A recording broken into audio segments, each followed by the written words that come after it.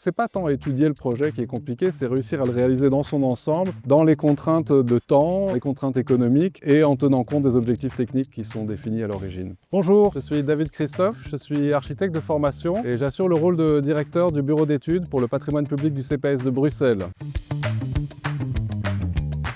J'ai le plaisir de vous accueillir ici sur un de nos sites en plein cœur de Laken, le long du boulevard Émile Boxtal. Des anciens hangars pharmaceutiques dont le CPS de Bruxelles a fait l'acquisition en 2013 et qui présentaient de grandes surfaces de stockage qui étaient vraiment intéressantes pour y développer les activités de stock d'une partie de notre régie d'insertion qui forme des métiers de la construction et qui intervient dans tout le patrimoine du CPS de Bruxelles.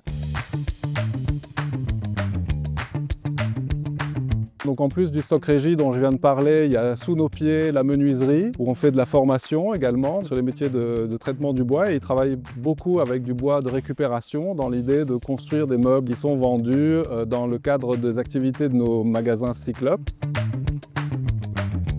Complémentairement à cette activité, il y a encore un volet formation, qui s'appelle Relocto, donc de la formation pour les métiers d'entretien et de nettoyage des surfaces. Le site est composé d'une part de ces hangars et d'autre part d'un second bâtiment dans lequel on retrouve plutôt la partie bureau et au fur et à mesure du temps, un développement de ce site vers une accentuation du volet de l'antenne sociale.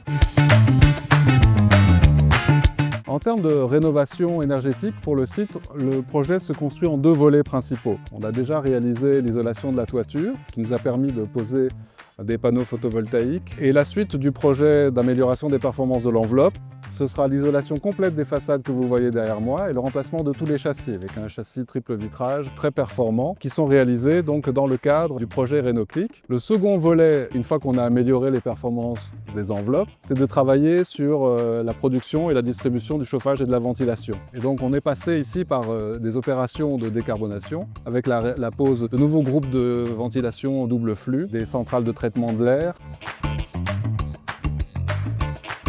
Pour mener à bien ce projet, on a eu la grande chance de travailler avec des partenaires, Sibelga, Bruxelles Environnement, dans le cadre de Renoclic. On a vraiment pu bénéficier d'un dialogue et d'une très bonne écoute de la part de la structure de Renoclic, qui nous a assistés et nous a entendus dans les moments clés du projet.